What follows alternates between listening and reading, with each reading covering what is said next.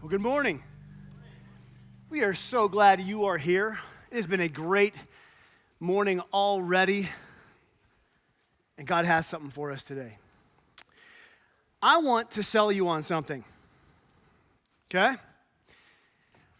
Today's sermon, if you take the virtue that I'm going to talk about and apply it to your life, it comes with a promise that you will become a better student or a better business person, a better spouse, a better parent, better friend, a better human. You will increase in areas of your life that you dream of. And you will make some changes in parts of your life you've always wanted to. Today's topic comes from James 1, verse 5. And it has the power to lead you into a life that you have always wanted. Now, how's that? You ready? I'm praying that God moves in power today and that His word and our encounter with His Spirit, you leave, whatever you're here for, you leave differently than when you came in. Let's read it.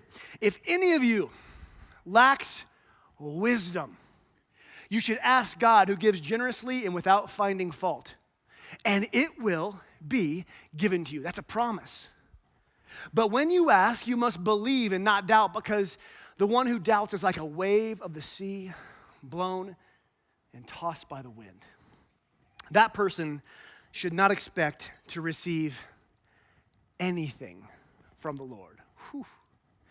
Such a person is double-minded and unstable in all they do. Now, in typical James fashion, our author here, he is blunt, black and white, in our face.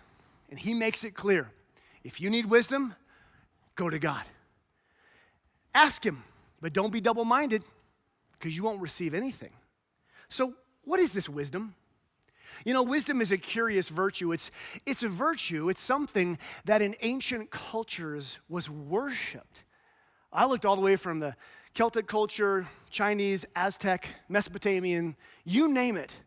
There's usually a god or a goddess of wisdom, and it's elevated to a place high above other things. But in our Western society, we don't elevate wisdom the way God intended. Do you know why? In our Western society, what we value is education. We value knowledge. Now, those are not the same, because I can be very well educated and have very little wisdom. And we're going to talk about what that looks like. Because wisdom and knowledge are very different. You see, knowledge is knowing that a tomato is a fruit. Wisdom is knowing not to put the tomato in the fruit salad. You see, applying wisdom to your life has changes. Wisdom. Let's make it personal.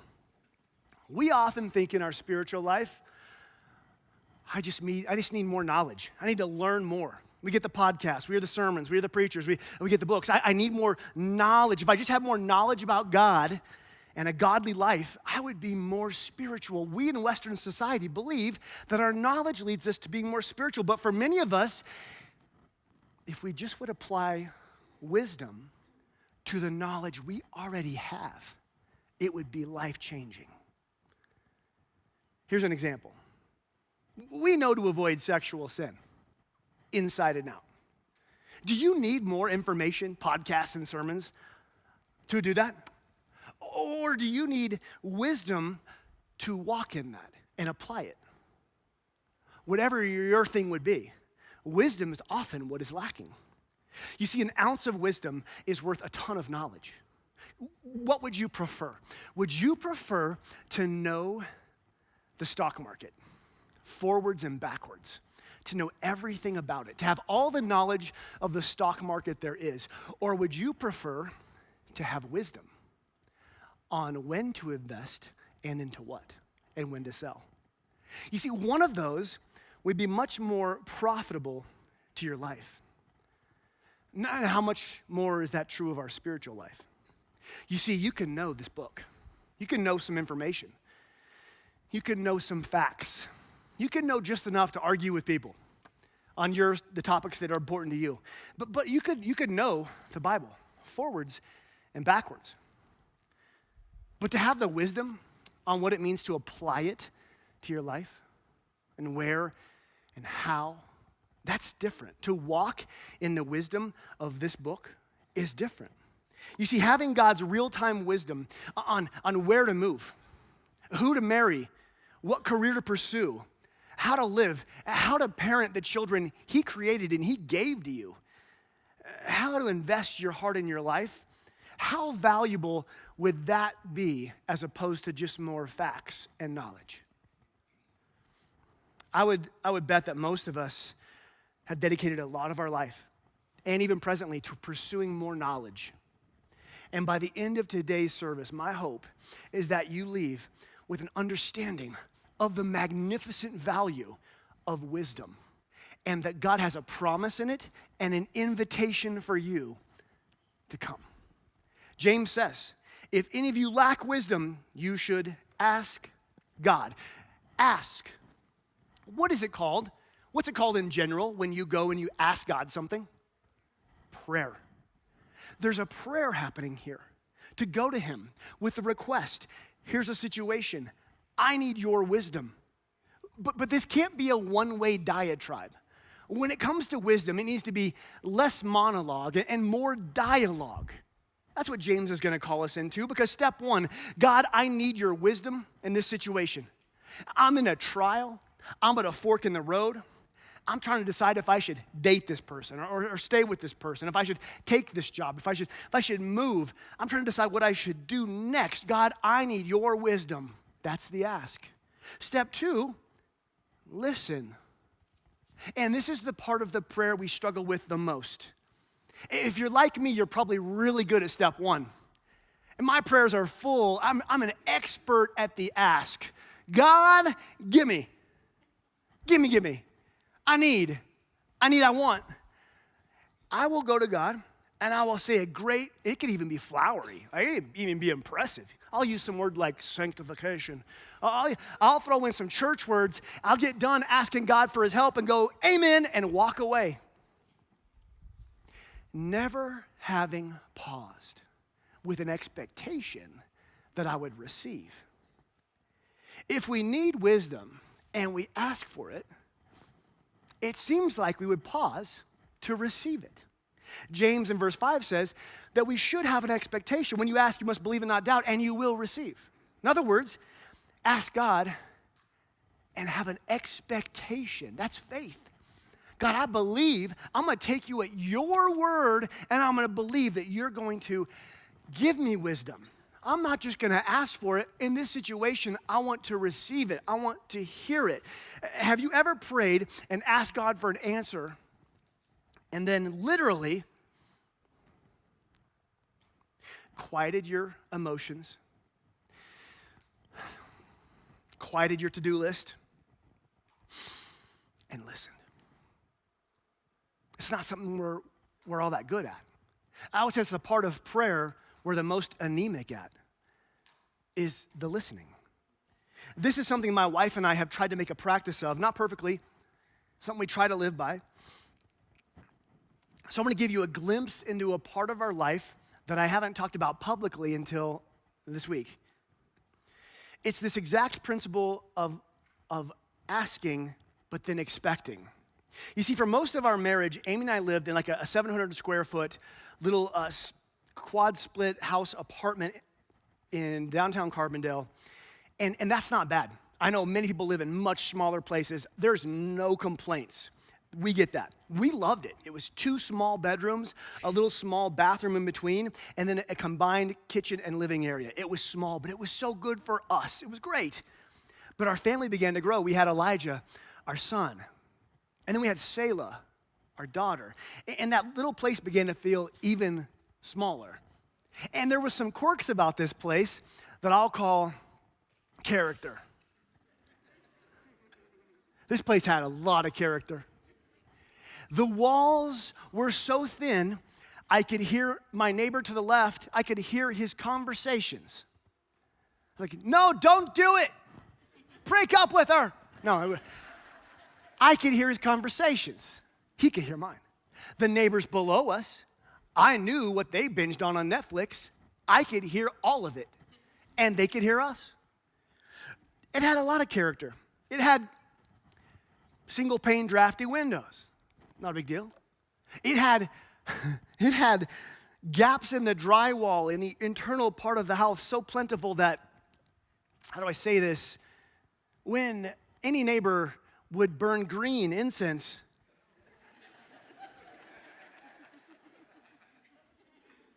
we do. I mean, we had to seal off the closet of my son's room, and we go in there, and my son, he is smelling colors. We have such a happy baby, and he's so hungry all the time.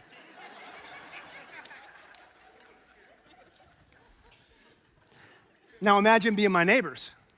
Do you know how loud a 2-year-old boy is when he's up above you? I don't know. They sure did. If I can hear their TV, they can hear everything from Elijah. And then you have my daughter. You know, you always have one child that doesn't cry too much. That's my boy. Then you have the other one. And you have the first one, you go, man, that's pretty easy. Then you have the other one. You're like, whoa. Selah, I remember Selah, when I realized what was going on, her bassinet was right up against the wall. And if she would face the wall and just yell and scream. And if you could go through the wall, you would step through the wall. And I've been to his house. My neighbor's bed was right there. And it occurred to me at 3:30 in the morning, his head and her mouth, his ear and her mouth are 1.5 feet apart. And he told me, he goes, hey, that new baby you have over there, they got some powerful lungs, don't they? As the kids grew, potty training became just a fascinating, fun adventure with one little tiny bathroom. And because we got the little kids potty and it was so small, if anybody was sitting on the adult potty, you were like, hello, son. This is modeling parenthood right here. And imagine growing up and now we have 4 people. Yeah, it was, we were grateful for the place, but we began to long for a new one, something to expand, something to put down roots. I'm a local boy, working here, and I wanted to be here long term, as everyone does. This was before the housing, all the things. And even back then, we didn't have any money. We prayed and we prayed and we prayed. And in prayer, I heard God tell me something at one point. He said, I'm going to give you a miracle house. Now, when you hear that, you're always like, yeah, that probably was just me. But I began to feel this in my spirit. I went and I told my wife, I think God told this to me. And my wife is a woman of great faith. And I know that because she didn't just start laughing. She started praying along with me. We began to pray that God, from that point on, would provide us. We prayed in faith. God, we trust you're going to do this. And when you pray for something and you kind of feel God's going to do something, I mean, it's been a week, God. You told me that I would meet her in a year, and it's been a year, God. Like you said I would get married, and that was like, you said I would. Like, we want the prayer, we want the answer. Years went by. We continued to pray. Nothing happened. We kept living there in our place, raising our kids, making the best of it, and trusted God. And 3 or 4 years into this, an opportunity came to buy a different apartment, an upgrade for us. We had saved, and this place was brought to us as kind of someone we knew, and they said, listen, here's an opportunity for you, and if we, some of you know this, we didn't have enough, but we knew if we called some family and then stretched really far, we could make this work. And then if we could extend ourselves, and if we worked really hard and nothing catastrophic happened, like we could do this. It was an opportunity for us. It was a stretch, but we could do it. It had 2 bathrooms. No more. This was a deal, but it was a big step and a stretch. We had knowledge. We need a bigger house, and there's one right there. We had faith. We trust you, God, and we had opportunity. This place is ours if we want it. But what we needed was wisdom. God's wisdom. And Amy and I began doing, we had been doing something, we continued it. In this instance, we would do something where we would embrace face-to-face, kind of our foreheads on each other, and we'd say, God, we need your wisdom on this. And then we would get very specific, and we still do this.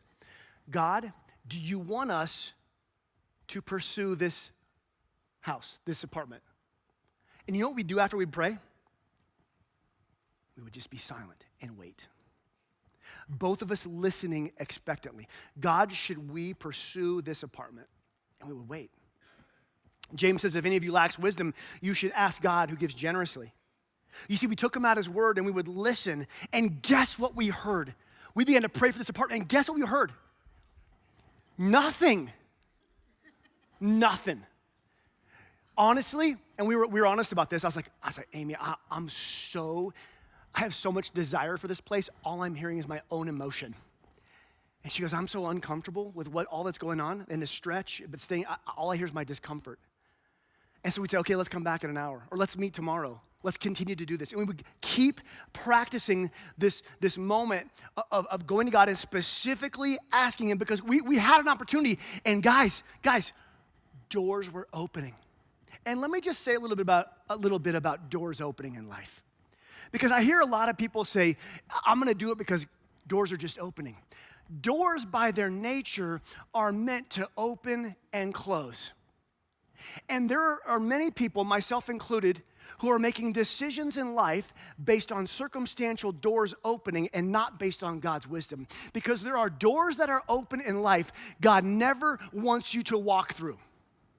And there are doors that are closed that he wants you to go through in faith or wait until he opens it. So don't always judge or decide because doors are open. Because there's some doors that have been opened in my past that have led to a lot of heartbreak. When God would have said, my son, don't go through that one. Doors by their nature open and close. God, by his nature, will give you wisdom on which ones to go through and which to wait at. See, they were open for us, but we wanted to hear from God before we signed anything. So we would pray, but often I would hear my discomfort, I would hear my doubt, I would hear my desire. But over the course of a few days, a week of doing this practice, we both felt in our spirit inside of God saying, no, don't pursue this. So then we began to pray, God, will you confirm this in us? Will you confirm it with your word? Will you speak to us? Will you confirm it in prayer? And we knew that in our hearts it was no. So we called the people, we let them know we were backing out. And it disappointed them. Man, I'll tell you what, it disappointed me a whole lot more. It disappointed me. Hearing a no when your heart wants a yes, I've learned in life that's a true test of faith. You see, we're so used to living in something I don't want to do and having that risk of God asking me to step out. But what about the times when our emotion, our desire, and our discomfort or our loneliness wants to step out and God says no? And those are some tests of faith for me. So we told them no, and the apartment sold and the housing market skyrocketed and we missed the boat. And I remember thinking, do we do wrong? Do we miss it?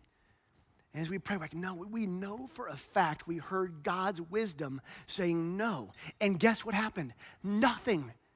Years went by.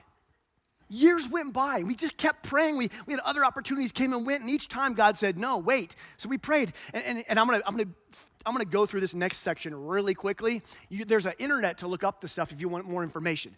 But in our area, there's something called the Affordable Housing Program, which allows people who make under a certain amount of money to purchase a deed-restricted house based on a lottery system. That was really good. These houses are all around the county, some hours apart. You have to make under a certain amount, you have to apply for it, get all the paperwork in, and then they have a lottery drawing to see who gets it. Well, listen, we would often pray as these houses would come up, should we put in for this? Should we fill out an application and go through all the paperwork? And God would, no, okay. We kept trusting for a miracle house. Our small group, we kept telling them, man, we're trusting God for a miracle house. Do you have the money? No. Do you know which house? No. We're just praying over houses that God would give us one. And one of the guys in my small group, he said, man, I hope you're not praying over my house. One day, an amazing house in a golf community came up in the deed-restricted lottery program. It's this little circle of deed-restricted houses here in the area. We prayed about this specifically, and should we go through the process, submit the paperwork for the program? And we heard yes. Oh my goodness, I was so excited. This was the first big yes that we had had in this whole process. We went through all the paperwork, all the steps, got it all turned in, and we were so hopeful. I was like, hey guys, don't even bother doing the lottery. It's a done deal. We got the yes from God.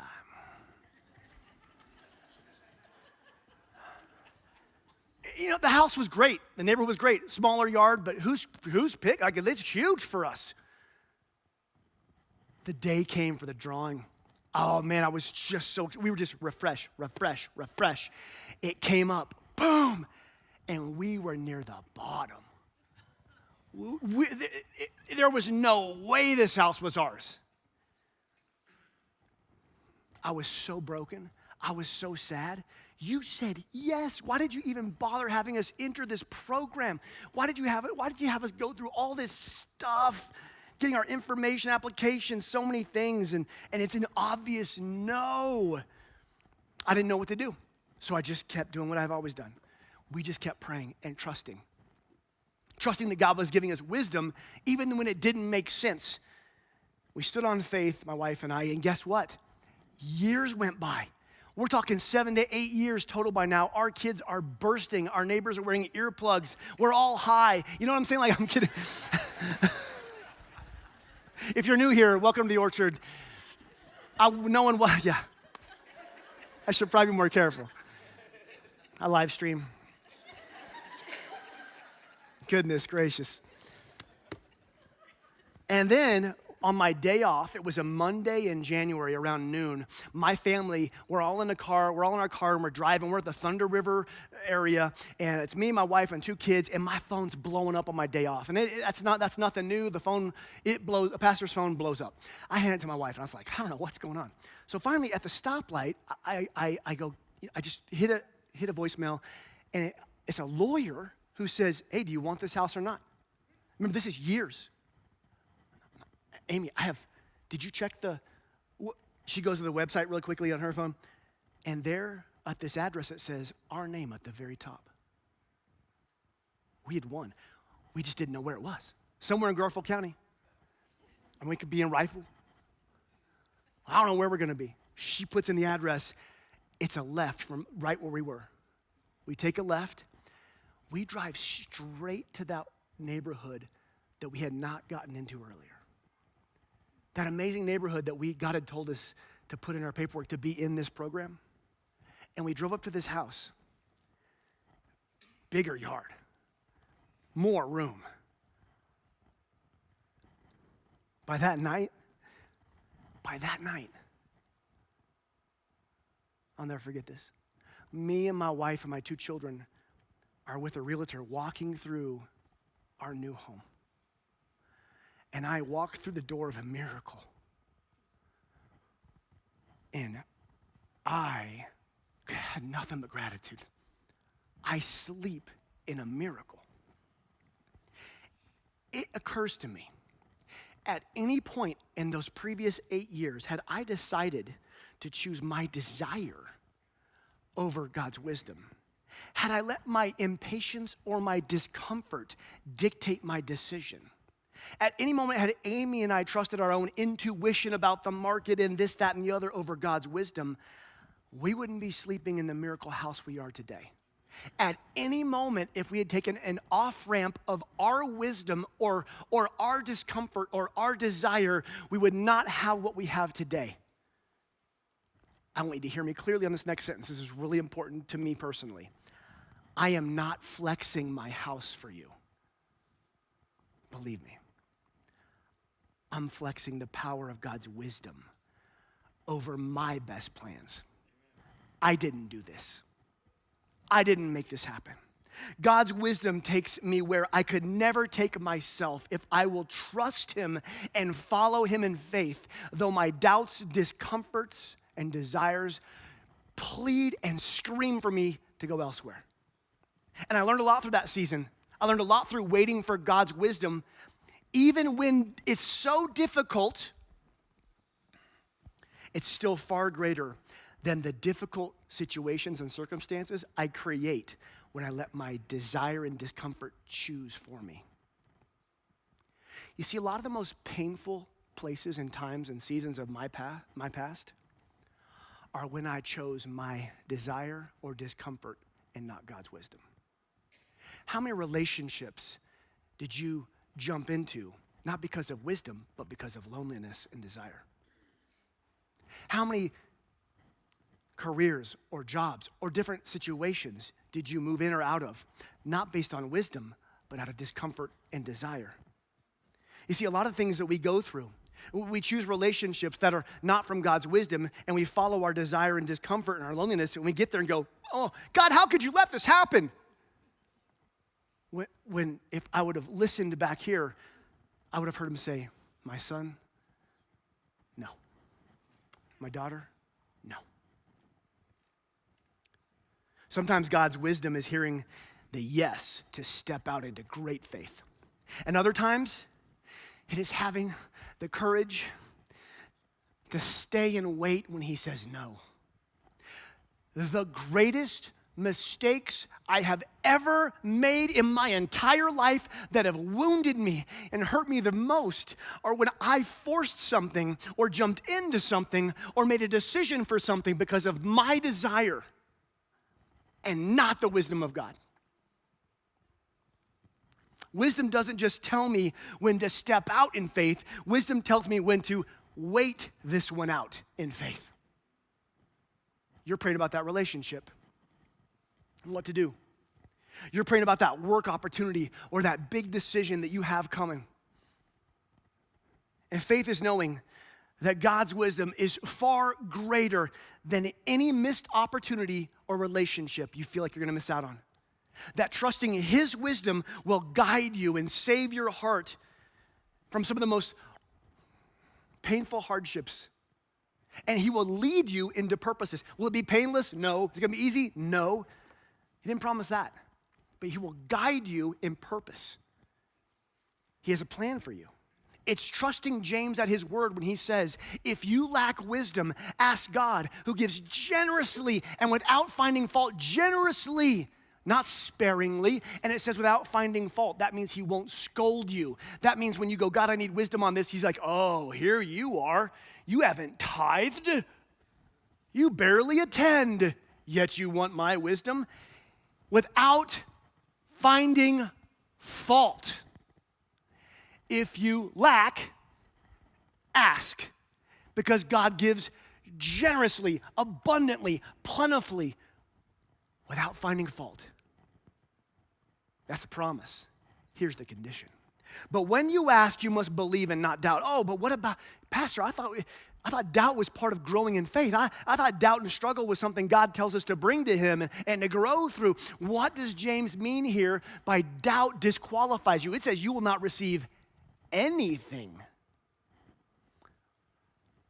The answer is in the following verses.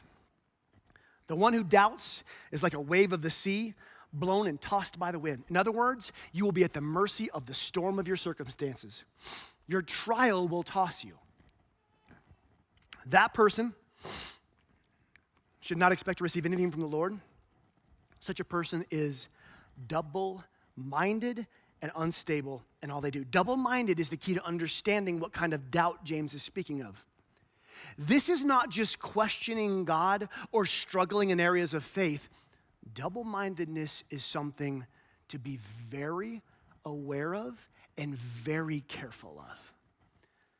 Double-mindedness is not a tension to kind of manage in your life. It is something to root out and solve as best and as quick as you can. Did you see the consequences of it? So what is it? Double-mindedness isn't just, let me tell you who it's not for. Double-mindedness is not for those of you who are just checking God out, who are kicking the tires on the Jesus thing. It's not for those of you who are just here kind of, I'm not decided. It's not for you. It's for those, it's a warning for those who say, I'm in the family and who claim to follow Jesus. Double-mindedness is a divided love and affection and split loyalty.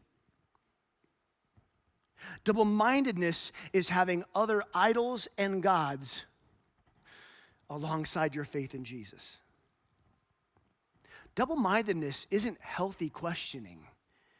It's taking your questions to other spiritual forces. Double-mindedness is somebody who, as James says, claims to believe in God and asks for wisdom, but also ask their tarot cards. Asking God for wisdom while asking mediums. Getting my daily wisdom from my devotional reading of the stars instead of the one who created the stars. Seeking the Bible for wisdom, but having to move my mystical crystals to open it. That's the double-mindedness James is talking about. And God's word is crystal clear on this. Crystal clear. Culturally, I know what I'm doing. I know this is messing with some of you. I know it's really offending some of you. My email is open for those of you who'd like to talk to me more about this, because this is important. In God's eyes, it isn't dabbling, it's double-mindedness. The Bible's very clear on this. James bluntly says, if I claim to be a Jesus follower, yet devote my heart, parts of my heart to other masters, I should not think I'll receive anything from him. I'll be a wave of the sea blown and tossed by the wind of my circumstances. I shouldn't expect I'll receive anything from the Lord because I am double-minded and unstable. Unstable, looking for solid ground with other spirits and other places and other practices, looking but not finding it. This is something to be very aware of. And I know this has ruffled some feathers and perhaps upset you, but I would be a terrible pastor if I just passed this over. Because God is calling us. He's calling us to a singular love and affection for him. That our whole heart and our whole mind will be his. He's calling us to what Psalm says, an undivided heart that loves him above all things, that turns from dabbling in the world to fully devoted following of Jesus. And for a few of us in here, I prayed about taking this out, and God continually said, even this morning, leave it in. Leave it in. So if you're here and this is for you, this right here, God is saying this. I wrote this just this morning. It's time to clean house of those things. It's not time to dabble or give some space. It's time to clean house in those areas, ask his forgiveness, turn from them, and come closer to him. And once again, give your entire heart and your whole mind to him lovingly. And he grants you forgiveness and purity, and he grants you purpose. That person should not think they'll receive anything, but this person who's following the Bible's full of all the promises of peace and love and grace and hope and wisdom. Clean it out. The trade here isn't a little one. The reason is this: God is the true source of divine wisdom. And when I turn from dabbling devotion away from that and seek him with an undivided heart and mind, I receive God's wisdom that leads me in paths of righteousness and goodness and guidance and protection and expansion and truth. God's wisdom has no rival. It has no equal. And so I can discard the counterfeit wisdom and choose his divine true wisdom, because the change is profound and palpable when I hear from him. If any of you lacks wisdom, you should ask God, who gives generously to you without finding fault. But when you ask, you must believe, and you must not doubt, because the one who doubts is like a wave tossed and blown by the wind. That person should not expect they'll receive anything from the Lord. They are double-minded and unstable in all they do. And when it comes to having more of God's wisdom in your life, what could you ask for today to help you? Okay, great. Now what, Pastor? Because some of you, all of us, we need wisdom somewhere. You are at a fork in the road. You are looking over a cliff of a decision. You are questioning, what should I do? He promises wisdom. To answer this, I want to close by talking about the wisest person to ever live, Solomon, and in 1 Kings 3. 1 Kings 3, deep in the Old Testament, God comes to King Solomon with an offer. And God says to this in verse 5, he says, the Lord appeared to Solomon during the night in a dream, and God said, ask for whatever Ask for whatever you want me to give you. This isn't some genie. Solomon didn't conjure this. God came to him and offered him. What would you choose? What would you choose? Now, some of you know the answer. Oh, I'm choosing what Solomon did. I know. What would you choose? God grants you anything. You know the desires of your heart. What would you ask for? Solomon didn't ask for health or wealth or power. In verse 9, he said, grant me a discerning heart. Grant me a discerning heart. Give me an understanding heart. Or depending on the translation there, discerning, understanding heart, wisdom. And interesting, we've always known that Solomon asked for wisdom. But as you look deeper, and as I followed these threads of the original language, they lead somewhere. Because here's what he says. He says, God, grant me Shamalev. Grant me Shamalev. Solomon asked for Shamalev, a discerning, understanding heart, wisdom, and listen to God's response to his request for Shamalev. The Lord was pleased that Solomon had asked for that. And God said, oh, my boy, since you have asked for this and not long life or wealth for yourself, nor asked for the death of your enemies, but for discernment and administering justice, I will do what you have asked. I will give you a wise and discerning heart. So there will never have been anyone like you, nor will there ever be. Moreover, I will give you what you didn't ask for, both wealth and honor, so that in your lifetime you will have no equal among kings. Solomon asked God for something so amazing. I mean, can you see the pleasure in God's answer? And because of his answer, God gives him all the perks as well. So what did Solomon actually ask for? Like, what did he ask for? Really? What's Shamalev? Pastor, the whole sermon's on wisdom. You're making this dramatic. We know what it is. What if Solomon didn't ask for wisdom?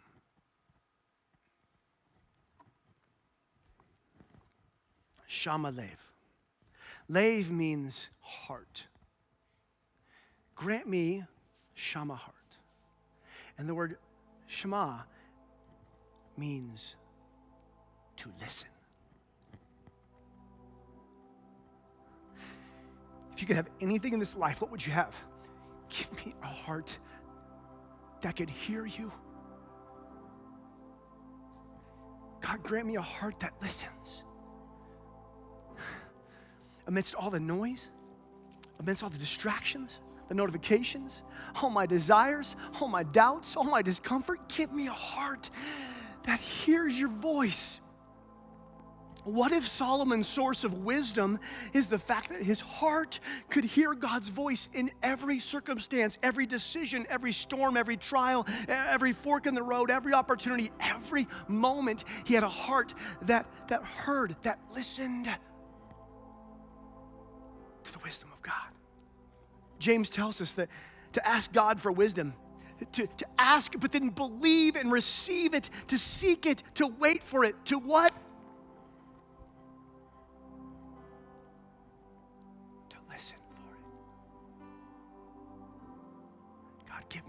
Give me a heart that listens for your response of wisdom.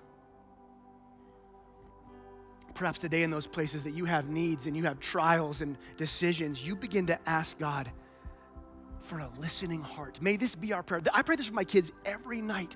God, grant Elijah, grant Selah a heart that hears your voice over all things. May we all pray this.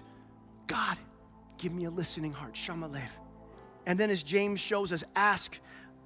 Put all your faith in the one God, the one source, the single-mindedly in the source of all wisdom with an undivided heart. And then pause. When you ask, pause and listen. Listen. God wants to give you wisdom. He wants to give you generously and without finding fault. Where do you need it? He gives it through his word and through his spirit. Father, give us Shamalev when we hear you.